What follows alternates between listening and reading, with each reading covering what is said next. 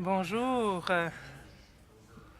J'ai un avantage comparé à vous tous. Je me suis réveillée dans mon propre lit ce matin. Et quand vous êtes député et que vous êtes souvent en déplacement, c'est toujours agréable de pouvoir vous réveiller dans votre propre lit. Et c'est vraiment agréable pour moi de pouvoir vous souhaiter la bienvenue à vous tous ici, chez moi, à Winnipeg, au Manitoba. Avec vous aujourd'hui. Bienvenue chez moi, la ville de Winnipeg.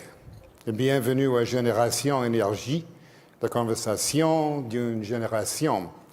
And when I reflect about what it means to be home, Quand je parle de ce que ça représente pour moi que d'être chez moi, je crois que la politique d'immigration la plus libérale au monde, c'est-à-dire la politique d'immigration autochtone qui nous a permis à nous tous de venir ici. Chef national, merci beaucoup. Je ne sais pas où nous en serions sans vous. On lance toujours ces conversations en reconnaissant le fait que nous sommes, dans mon cas, sur le territoire du traité 1, sur les terres ancestrales de la nation Métis. Pourquoi est-ce qu'on le fait? C'est pas seulement pour reconnaître leurs droits en vertu des traités, mais c'est également pour honorer un principe. Et le principe, c'est que nous avons hérité des 7 générations qui sont venues avant nous une relation de confiance, notre relation la plus importante, la relation avec la terre, l'eau, l'air. Et nous avons une obligation, pendant notre temps sur Terre, de transférer cette relation de confiance à ceux qui vont nous suivre. Et j'honore cette valeur et ces principes qui sont ancrés dans des générations de responsabilité, avec un regard vers l'avenir, tout en appréciant ce qui est venu avant. Ce n'est pas la première fois que les Canadiens se réunissent pour une telle conférence. Vous vous rappellerez peut-être la conférence de Charlottetown de 1864. J'ai vu une image de cette conférence en 1864. C'était des hommes âgés avec des barbes et des hautes formes, des chapeaux hautes formes. Il n'y avait aucune femme. Et je suis certain qu'il n'y avait aucun chef autochtone. Et ils ont eu l'idée de créer une nation avec ces provinces séparées. Donc, une nation qui s'appelle le Canada en 1960. Lester Pearson, qui vient de remporter un prix Nobel de la paix, essaye de voir que faire avec un parti politique qui était en désarroi. Il a donc convoqué une conférence et 200 et quelques personnes pour une conversation à l'université à Kingston. Et ce qui a découlé de cette conversation, c'était une révolution sociale au Canada. Medicare, l'assurance, le régime d'assurance médicale, le régime d'assurance. Et donc, et des efforts visant une transformation générationnelle. Et en l'espace... Et en fait, en l'an 2000, à 50 mètres d'ici, il y a eu une réunion de personnes de partout au monde, partout au Canada, qui voulaient parler de la politique d'immigration du Manitoba. Le Manitoba accueillait 3000 personnes par année. Mais à la fin de la conférence, l'objectif, c'était 10 000 personnes. Et en fait, c'est devenu 16 000 personnes. Ça a transformé la politique d'immigration non seulement pour le Manitoba, mais pour l'ensemble du Canada. Et je dirais que nous sommes un modèle pour le monde entier ici. Nous sommes des personnes qui travaillent de concert pour un objectif commun.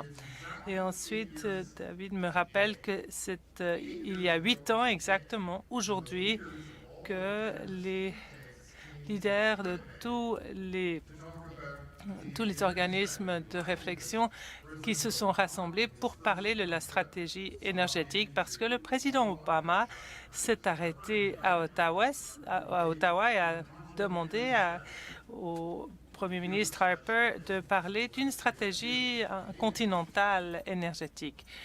Et il y a plusieurs personnes qui se sont dit, bon, c'est une bonne idée, mais quelle est la stratégie énergétique du Canada? Il n'y en avait pas. Et donc, les femmes et les hommes qui étaient à la fine pointe de tout ce qui se faisait dans le domaine énergétique ont travaillé de façon ardue pour créer cette stratégie énergétique. C'est quelque chose qui est arrivé à cause de personnes qui parlaient et œuvraient de concert. Donc, qui sommes-nous? Qui êtes-vous ici dans cette salle? Il y a plusieurs centaines de personnes, 600 ou 700 personnes, une fois qu'on aura terminé demain. Et vous venez d'un peu partout au Canada, un peu partout au monde, des États-Unis, de l'Allemagne, de la France, du Mexique. Et qui êtes-vous? Eh bien, vous êtes des hommes, des femmes, des jeunes, des leaders autochtones, des scientifiques, des entrepreneurs, des personnes avec des idées. Et vous êtes des citoyens qui sont prêts à faire votre part. C'est ça qui nous sommes. Et pourquoi sommes-nous ici? Nous sommes ici pour répondre à une question globale. À quoi ressemblera la part en matière de production énergétique dans l'avenir? Et quelles sont les valeurs, les principes sur lesquels nous sommes d'accord? Qu'est-ce que nous voulons laisser à nos enfants, nos petits-enfants? Je suis certain que nous pouvons nous mettre d'accord. Et ensuite, il faut prendre du recul et poser la question, comment y arriver? Et nous savons que ce n'est pas toujours facile de gérer la tension entre le moment et l'ambition d'une génération. Nous pouvons voir tout un tas d'exemples. Par exemple, une situation, il faut construire un barrage hydroélectrique. Quelle est la durée de vie? 75 ans, mais la décision doit être prise, la décision de le construire doit être prise dans un contexte économique et politique. Je vais vous donner un exemple de ma propre province. C'était au milieu des années 60. Le premier ministre Dr. Robinson a dit « Je vais bâtir un passage pour que les inondations s'écoulent de telle manière que les gens du sud du Manitoba ne voient plus jamais leurs maisons détruites et leur vie interrompue et les aspirations de leurs enfants oblitérées par des inondations. » Et il a donc bâti pour 65 millions de dollars ce canal d'évacuation. Et c'est ce que ça a coûté à John Diefenbaker, le premier ministre de l'époque. Et il y a eu des acclamations, pas des acclamations, des protestations selon lesquelles c'était une mauvaise utilisation des deniers publics. 65 millions de dollars. Et pourtant, ceci a épargné des milliards de dollars pour les générations qui s'en sont ensuivies. Et il y a eu une tension politique à l'époque avec les ambitions générationnelles. Et ça, c'est encore le genre de défi que nous devrons relever. La réponse, il faut avoir un leadership politique audacieux, appuyé par les gens, les contribuables, les populations devant lesquels nous sommes imputables. Alors, mon personnel me dit que ceci est vrai. Je ne sais pas si vous allez devoir mettre vos convictions au garage pendant quelques temps, mais 350 000 personnes se sont branchées sur le site web pour nous donner leur opinion. 320 000, pardon, d'un point à l'autre du pays, pour exprimer leurs convictions, leurs idées, leurs sentiments de responsabilité générationnelle. 350 000, dit-il cette fois-ci. Ceci est impressionnant comme nombre. Et donc, on a toutes sortes de records qui ont été remportés. Je vais vous dire deux mots du hockey maintenant. Les gens de Edmonton, là, vous êtes sur le qui-vive. Vous savez ce que c'est une partie de ligue principale avec les meilleurs gagnants qui se confrontent, les meilleurs gardiens de but du monde. Tout étoile. Mais ces jeux-là, ces parties-là, elles sont prévisibles. Elles sont ennuyeuses. Les gens ne savent même pas comment travailler en coopération parce qu'ils n'ont jamais travaillé en équipe, jamais joué en équipe. Alors, vous êtes les étoiles, les vedettes.